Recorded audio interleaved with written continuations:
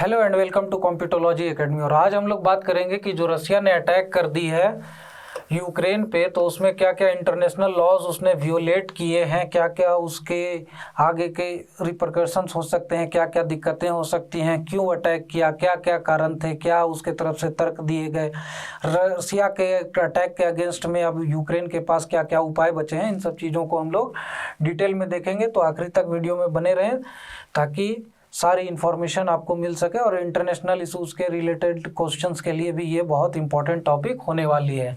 ठीक है, तो रसिया ने अटैक तो कर दिया यूक्रेन को 23 फेब को। अब यहाँ पर उसके बाद आगे की क्या चीज़ें हैं, तो यहाँ पर सबसे पहली चीज़ क्या है कि रसिया ने तो ऑल आउट अटैक किया है, लैंड से, एयर से, सी से, सब तरफ से उन्होंने एयरफोर्स भी भेज दिया, आर्म फोर्सेस भी भेज दिए, नेवी भी भेज दी, सब तरफ से अटैक कर दिया। ठीक है, और ये जो अटैक है ये सेकेंड वर्ल्ड वार के बाद ऐसा कोई भी मिलिट्री ऑपरेशन यूक्रेन में जो हुआ है यूरोप में, वो सबसे बड़ा है। इसके पहले अभी तक वर्ल्ड वार के बाद ऐसा कोई भी मिलिट्री अटैक, मिलिट्री ऑपरेशन या वॉरलाइक सिचुएशन नहीं हुआ था यूरोप में, जो कि एक बहुत ही बड़ा दिक्कत का कारण बन सकता है, क्योंकि इसमें बहुत सारी पार्टीज इन्वॉल्व हैं। वेस्टर्न कंट्रीज, वेस्टर्न अलाइंस पहले से रसिया को हमेशा सतर्क भी कर रहे थे कि ऐसा मत करना, ऐसा मत करना, लेकिन रसिया काहे को माने, रसिया रसिया है अपने आप में तोप है, तो रसिया ने तो अटैक कर दिया। ठीक है, और यहाँ पर अटैक उन्होंने किया तो किया तीन तरफ से, एकदम ऑल आउट अटैक किया। तीनों फोर्सेस एक तो भेज दिए, आर्मी, नेवी और एयरफोर्स सब भेज दिए, और प्लस तीन तरफ से घेरा है एकदम बढ़िया से कि आज चिपोट देंगे। ठीक है, तो अगर मैप में हम लोग देखें कि किधर किधर से अटैक किया है, तो यहाँ पे देखिएगा कि ये तो रसिया का ही साइड हो गया। इधर से इन्होंने डोनेट्स्क और लुहांस्क की तरफ से अटैक कर दिया, और ये डोनेट्स्क और लुहांस्क को रसिया ने पहले ही स्वतंत्र देश घोषित करके उसको मान्यता भी दे दी है, जहाँ पर पहले से ही रिबेल्स लोग जो हैं वो लोग कंट्रोल कर रहे थे इस रीजन को, जिनको कि रसिया हमेशा से सपोर्ट करता आया है, और यहाँ पर रशियन मूल के लोग ज़्यादा रहते हैं। और अगर रसिया के भी इतिहास की बात करें तो अगर प्रॉपर रसिया देखा जाए तो वो यूक्रेन में ही बना था। ठीक है, अब यहाँ पर क्या हुआ कि उसके बाद इन्होंने बेलारूस के तरफ से, बेलारूस सबको पता है कि रसिया का ही एलाय है, रसिया के ही छत्र छाया में जीता है, तो बेलारूस के में हमेशा से रसिया के बहुत सारे आर्म फोर्सेस पहले से रहते हैं, तो उधर से भी अटैक हो गई, रसिया ने उधर से भी अटैक कर दिया। नेक्स्ट क्या हुआ कि इधर से नेवी भी भेज दी, जो कि ओडेसा और मारियुपोल दोनों पोर्ट सिटीज़ पर अटैक कर दी, और क्रीमिया तो पहले से रसिया के पास है, यहाँ से भी आर्म फोर्सेस घुसा दी। ये सारी अटैक हो गए। उसके बाद ये जो आप लोग रेड डॉट से ये देख रहे हैं सारे सिटीज़ में, यहाँ पर मिसाइल से हमला कर दिया, मिसाइल भी मार दिए, तो मतलब छोड़ा क्या, पूरा देख रहे पूरे यूक्रेन में एक तरह से एक साथ अटैक हो गया। और उनका टारगेट क्या है कि हमें कीव पर, यानी कि कैपिटल सिटी पर कंट्रोल करना है। और यहाँ पर अब देखना ये है कि ये लोग इतने ज़्यादा उत्साहित क्यों है, रसिया इतना मतलब ताकत क्यों झोंक रहा है कि हमको यूक्रेन को कंट्रोल कर ही लेना है। तो अगर हम लोग मैप पे देखें यहाँ पे, तो ये यहाँ पे आप लोग देख रहे हैं कि यूक्रेन है यहाँ पे, और यहाँ पर साथ में लगा हुआ है ब्लैक सी। ब्लैक सी ही एक जरिया है, एक रास्ता है जिसके तहत यहाँ पर ये जो कोस्ट है रसिया का लगता है ब्लैक सी में, और यहाँ पर ब्लैक सी में एंटर करने के लिए सिर्फ एक ये रास्ता रह जाता है। बाकी का पूरा रसिया को अगर देखें तो रसिया का जो कोस्ट है नॉर्थ की तरफ लगता है, और उधर साल में 6 महीने से ज़्यादा बर्फ़ ही जमी रहती है। बार बार हम लोग सुनते हैं कि ये सिर्फ फंस गया, रसिया ने आइस ब्रेकर भेजा, ये हुआ वो हुआ, वो सारे झमेले झेलने पड़ते हैं। तो ट्रेड का एक बहुत बड़ा इशू है रसिया के पास। और रसिया का दूसरा जो अगर कोस्ट हम लोग देखें ईस्ट की तरफ लगता है, व्लादिवोस्टोक की तरफ, कमचाटका पेनिनसुला की तरफ, तो वहाँ से अगर बात करें रसिया मॉस्को का ये रीजन एक्सेस करने का, जहाँ पर कि रसिया की मेन पॉपुलेशन रहती है, तो वो बहुत दिक्कत का कारण है। इसलिए भी रसिया चाह रहा है कि यहाँ पर थोड़ा ज़्यादा इसको कोस्ट लाइन मिल जाए, सी एक्सेस मिल जाए, ताकि मरीन ट्रेड और वो सारी चीज़ें वो बढ़िया से कर सके। तो ये बहुत सारे फैक्टर्स हैं जिसके कारण कि रसिया पीछे पड़ा हुआ है यूक्रेन के। ठीक है, अब यहाँ पर ये सारा अटैक वगैरह तो इन्होंने कर दिया। तो इसमें अगर हम लोग बात करें कि कौन कौन से इंटरनेशनल लॉज जो है, जो अंतर्राष्ट्रीय नियम कानून है यूएन के तरफ से जो बनाए गए हैं, यूएन चार्टर में जो है, वो कौन कौन से वियोलेट हुए हैं। तो सबसे पहली चीज क्या है, प्रिंसिपल ऑफ नॉन इंटरवेंशन, किसी के आंतरिक मामलों में, आंतरिक झमेलों में हमें दखल नहीं देना है, दूसरे के फटे में टांग नहीं देना है। तो रसिया ने वही किया। यहाँ पर क्या किया कि इन्होंने ये करके कि रसिया के पॉपुलेशन को, जो रसियन पॉपुलेशन है, रसियन मूल के लोग हैं यूक्रेन में, उनका जेनोसाइड हो रहा है, ये हो रहा है, वो हो रहा है, कह के इन्होंने आर्म्ड फोर्सेस भेज दिए उनको बचाने के नाम पर। वहाँ पर यूक्रेन में अटैक हो गया। तो ये सीधे सीधे अंतर्राष्ट्रीय कानून का, इंटरनेशनल लॉ का वियोलेशन है और एक एक्ट ऑफ एग्रेशन है। ठीक है, और इसीलिए यहाँ पर सबसे पहली चीज़ क्या है, यहाँ पर हो गई प्रिंसिपल ऑफ नॉन इंटरवेंशन, आंतरिक मामलों में दखल नहीं देना है, ये चीज़ वियोलेट हो गई। नेक्स्ट क्या है कि प्रिंसिपल ऑफ इंटरवेंशन जो है, किसी के डोमेस्टिक आंतरिक मामलों में नहीं देना, ये बेसिक प्रिंसिपल है, फंडामेंटल प्रिंसिपल है, जिस पर कि आधारित है पूरा इंटरनेशनल ऑर्डर, यानी कि अंतर्राष्ट्रीय शांति जो बनी रहती है। अब आप दूसरे के घर में जाकर कहिएगा कि भैया तुम्हारे घर में आज आवाज़ आ रही थी, लड़ाई झगड़ा होता, चप्पल उठा के दौड़ाएगा, सीधा बोलेगा अपना तो संभलता नहीं, तुम्हारे घर से तो रोज आवाज़ आती है और तुम हमारे घर में कहने आ गए हो। तो ये चीज़ें होती है। तो ये फंडामेंटल प्रिंसिपल आप लोग सबको पता है, घर में भी लोग कहते हैं कि बेटा दूसरे के फटे में टांग नहीं देना, बहुत कूटे जाओगे। तो वही चीज़ हो गई। रसिया ने क्या किया, यूक्रेन के फटे में टांग दे दी। अब यूक्रेन के अंदर अनरेस्ट चल रहा है, कुछ लोग प्रो रसिया है, कुछ लोग अगेंस्ट रसिया है, उनके बीच में झड़प चल रही है। तो उनके घर में झमेला हो रहा है भैया, आप कहे जा रहे हो भिड़ने, लेकिन वहाँ पर मुद्दा वही है कि इनके अपने भी हित साधने हैं। ठीक है, अब दूसरे के घर पे अगर कब्जा करना है तो आपस में लड़वा दो, ऊपर से शांति मनाने के नाम पे चले जाओ, उसके घर पे कब्जा कर लो। वही चीज़ यहाँ पर रसिया कर रही है यूक्रेन में, और वही हो रहा है। ठीक है, तो ये तो वियोलेट कर दिया इन्होंने। और लेकिन यहाँ पर जो यूएन चार्टर का आर्टिकल 2 सब सेक्शन 4 है, वो क्या कहता है कि आपको किसी भी हालत में ये principle of non intervention follow करना है। दूसरे के घर में किसी भी हालत में घुस के शांति फैलाने की कोशिश नहीं करनी है। उनके अपने मुद्दे हैं, वो समझ लेंगे, खुद में आपस में फरिया लेंगे, आपको नहीं करना है कुछ। लेकिन यहाँ पर क्या हुआ कि ये लोग माने नहीं, घुस तो गए। लेकिन उसी में एक चीज़ और लिखी हुई है कि यहाँ पर ये भी रोक लगाई जाती है कि ज़बरदस्ती में फोर्सिबल ट्रेसपैसिंग नहीं करना है, किसी के घर में चारदीवारी फांद के नहीं घुस जानी है। चारदीवारी का मतलब हो गया इंटरनेशनल बॉर्डर। तो दूसरे के घर में आप रात के टाइम में घुस जाइएगा चारदीवारी फांद के, तो सीधा सीधा आप पे केस करेगा, चोरी का, डकैती का, कुछ का भी कर सकता है, हमला करने के इधर आदेश से ये वो, और आप जाइएगा फंस। वही चीज़ यहाँ पर हो गई है कि ये भी रोक लगाई जाती है कि आपको दूसरे के बॉर्डर एरिया को वियोलेट नहीं करना है, दूसरे के बॉर्डर में ज़बरदस्ती फोर्सिबली एंटर नहीं कर जाना है। वो चीज़ रसिया ने कर दी, ये भी यूएन चार्टर का वियोलेशन है। अब नेक्स्ट बात करें हम लोग तो प्रिंसिपल ऑफ नॉन एग्रेशन, ज़बरदस्ती में लड़ाई झगड़ा नहीं करना चाहिए। ठीक है, अब यहाँ पर रसिया क्या कर रहा है, ज़बरदस्ती में लड़ाई झगड़ा, एग्रेशन कर रहा है। और यहाँ पर ये कानून, ये रिजोल्यूशन पास किया गया था यूनाइटेड नेशन जनरल असेंबली के तरफ से 1974 में, जिसका की रिजोल्यूशन नंबर था 3314। और ईयर देख के बहुत लोग अंदाज लगा सकते हैं कि ये क्यों किया गया था। ये आया था 1971 के बाद, जब इंडिया जो है ईस्ट पाकिस्तान एंटर कर गया था। क्यों? पीस एंड ट्रैंक्विलिटी मेंटेन करने के लिए, और नया देश बांग्लादेश बन के निकला। तो उसी समय अमेरिका ने चाहा था कि ऐसा कुछ न हो नहीं पाया। तो फ्यूचर में और ऐसा कुछ न हो जाए, कोई कंट्री और ऐसे न कर दे कि नए नए देश बनते रहें और अमेरिका अपने हितों को साध न सके, अपनी हेजीमोनी, अपना जो पावर है उसको मेंटेन न कर सके। तो इसको रोकने के लिए अमेरिका ने फिर से क्या किया कि यूएन जनरल असेंबली में ये रिजोल्यूशन पास करवाया। चलो करवाया, इंडिया का तो अपना काम हो चुका था।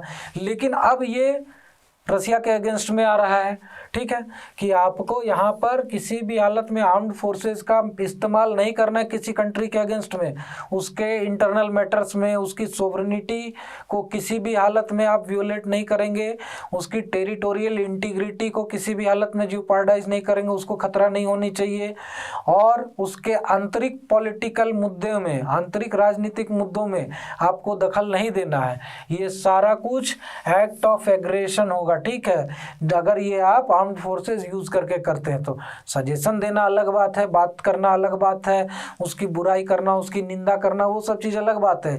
चाइना ने बहुत कुछ कर लिया हांगकांग में, बहुत बुराई हो गई, वेस्टर्न न्यूज़पेपर्स ने धड़ल्ले से छापा कि ह्यूमन राइट्स का वियोलेशन हो रहा है, लोग मारे जा रहे हैं, फ्रीडम ऑफ स्पीच नहीं है, लोग कहीं आ जा नहीं सकते हैं, नज़रबंद कर दिए, हाउस अरेस्ट कर दिए, बहुत कुछ हुआ, लेकिन कोई लाठी लेकर पहुंचा कि ना आज तो चाइना को मार डालेंगे? तो ऐसा नहीं होता है, और ऐसा इसी यूएन जनरल असेंबली के रिजोल्यूशन के कारण नहीं होता जो कि रसिया ने अब किया।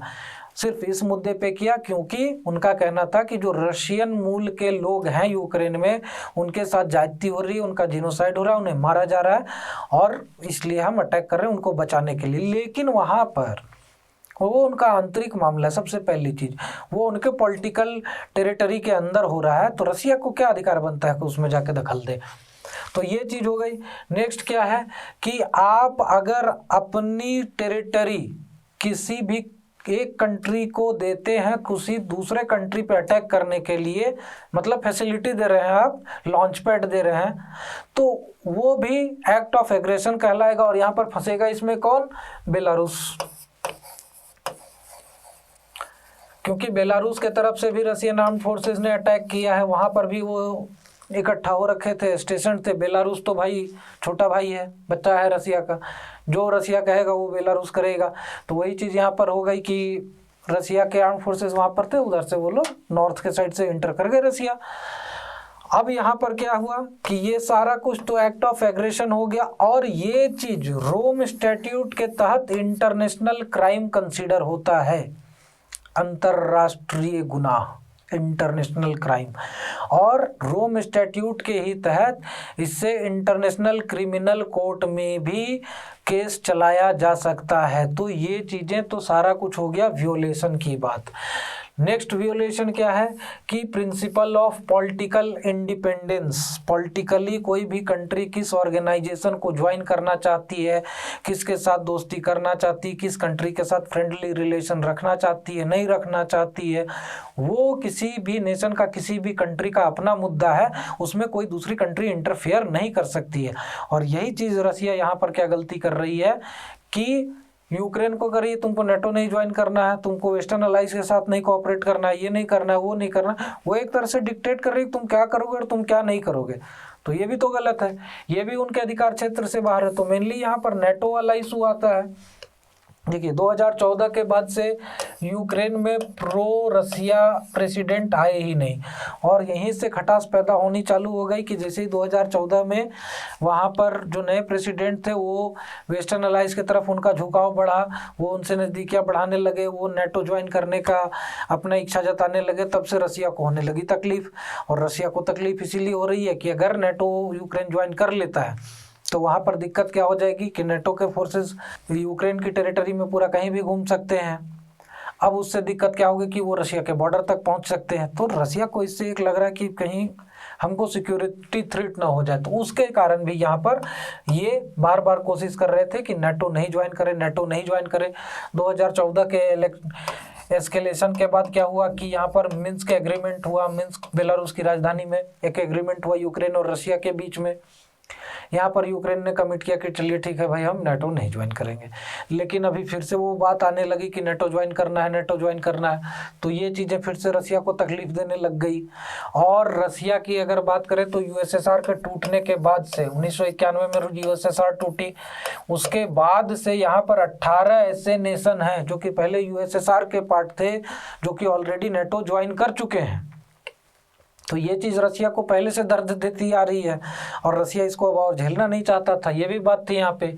तो यहाँ पर क्या हुआ कि वो एक मुद्दा हो गया और यहाँ पर ये जो पॉलिटिकल इंडिपेंडेंस को इनके कर्टेल कर रहा है रसिया, रोक रहा है यूक्रेन का अटैक करके, ये भी जो है सो आर्टिकल 2 सबसेक्शन 4 का व्यूलेशन है यूएन चार्टर का। तो ये भी रसिया नहीं कर सकता है, ये भी अगेंस्ट है। और यहाँ पर क्या हो गया कि फोर्स यूज कर रहा है रसिया यूक्रेन के अगेंस्ट में, जिसके कारण कि इंटरनेशनल पीस और सिक्योरिटी को भी थ्रेट हो सकती है, ये भी गड़बड़ हो सकता है सिचुएशन। क्योंकि यूक्रेन के बचाव में अगर वेस्टर्न एलाइज उतर गए और दूसरे कंट्रीज उतर गए, चाहे वो आर्म्ड फोर्सेस भेजें, चाहे वो सिर्फ वेपन्स भेजें, किसी भी तरह से, तो वहाँ पर क्या होगा कि ये जो लड़ाई है धीरे धीरे बड़ा रूप इख्तियार करते चली जाएगी और वर्ल्ड वार का भी सिचुएशन बन सकता है। और इस सिचुएशन में यहाँ पर ये बहुत ही एक्सप्लोसिव सिचुएशन हो गया, अमेरिका खिसियाया हुआ है, सब लोग खिसियाए हुए हैं। मतलब जैसे ही अटैक हुआ तो पूरी इंटरनेशनल कम्युनिटी शॉक में आ गई, सब स्तब्ध रह गए कि ये क्या हुआ, इसका तो उम्मीद ही नहीं था, लेकिन अब हो गया। तो ये भी जो है सो यहाँ पर गड़बड़ है और ये भी इंटरनेशनल पीस ट्रैंक्विलिटी वाला क्लॉज भी लगेगा। नेक्स्ट क्या है कि प्रिंसिपल ऑफ सेल्फ डिफेंस। अब सेल्फ डिफेंस की राइट है यूक्रेन को, यूक्रेन चाहे वो इंडिविजुअली करे या दूसरे कंट्रीज के हेल्प से करे, लेकिन उसको डिफेंड तो करना है क्योंकि एग्रेशन रसिया के तरफ से आया है। वो राइट टू सेल्फ डिफेंस में अपना इस्तेमाल करेगा, वो दूसरे कंट्रीज से कलेक्टिवली कहे या इंडिविजुअली कहे, जैसे भी कहे वो डिफेंस की मांग कर सकता है। और ये भी यूएन चार्टर में लिखा हुआ है आर्टिकल 51 में। और यहाँ पर सेल्फ डिफेंस की अगर बात करें तो ये एक बेसिक ह्यूमन राइट्स भी है और पॉलिटिकल राइट भी है। तो ये अगेन यहाँ पर इसको अगर यूक्रेन इस्तेमाल करता है तो भी सिचुएशन एक्सप्लोसिव हो जाएगी। अब यहाँ पर बात करें कि रसिया का क्या आर्गुमेंट है। रसिया तो कहता है कि ठीक है हमने किया, लेकिन इसके पीछे कारण क्या है, प्रोवोक कर रहा है हमको यूक्रेन। एक तो कहता है कि वहाँ पर जेनोसाइड हो रहा है, रशियन मूल के लोगों को मारा जा रहा है क्योंकि वो हमको सपोर्ट करते हैं, प्रो रशियन है, वहाँ की गवर्नमेंट उन पर आताताई हो रखी है। तो ये सारी चीज़ें हो रही थी। नेक्स्ट क्या करना है कि न्यूक्लियर वार की थ्रेट रसिया को हो गई है, रसिया को न्यूक्लियर वार की थ्रेट हो गई, क्वाइट अमेजिंग नहीं। उनका कहना है कि नेटो ज्वाइन करके या फिर वेस्टर्न अलाइज के साथ कोलैबोरेशन से यूक्रेन न्यूक्लियर वेपन हासिल कर सकता है जो कि रसिया पे इस्तेमाल हो सकता है, जो कि हमारे लिए सिक्योरिटी थ्रेट है और इसी के लिए हम यूक्रेन पे अटैक कर रहे हैं अपनी सिक्योरिटी इंश्योर करने के लिए। मतलब क्या बढ़िया कहानी बनाए हैं। ठीक है, तो ये एक चीज़ हो गई कि सारा कुछ प्रिडिक्शन पे ही टिका हुआ है। नेक्स्ट क्या है, एग्रेशन अगेंस्ट रसिया। एग्रेशन अगेंस्ट रसिया कहने का मतलब क्या है कि आप जो नेटो ज्वाइन कर रहे हैं वो एग्रेशन अगेंस्ट रसिया है, क्योंकि नेटो जो है सो रसिया के अगेंस्ट में है, तो आप अगेंस्ट पार्टी को सपोर्ट कर रहे हैं, उनके ऑर्गेनाइजेशन को ज्वाइन कर रहे हैं, तो ये एग्रेशन अगेंस्ट रसिया है, इससे भी वो परेशान है। ये भी एक इनका कहना है। नेक्स्ट क्या है कि हम लोग अपना सेल्फ डिफेंस कर रहे हैं, न्यूक्लियर थ्रेट है, रशियन जिन लोगों को बचा रहे हैं, अपना बॉर्डर सिक्योर कर रहे हैं, एग्रेशन को चेक कर रहे हैं, बहुत सारी चीज़ें एकदम दिए पड़े हैं। ठीक है, अब क्या है कि यूक्रेन के पास क्या ऑपरेशन ऑप्शंस बच जाते हैं। तो यूक्रेन के पास सबसे पहला ऑप्शन तो यही है कि इमीडिएट में वो दूसरे जो भी नेशन स्टेट्स हैं उनसे हेल्प मांगे, वेस्टर्न अलाइज से हेल्प मांगे, इंडिया से ऑलरेडी मांग भी चुके हैं। तो ये सारी चीज़ें चल रही है।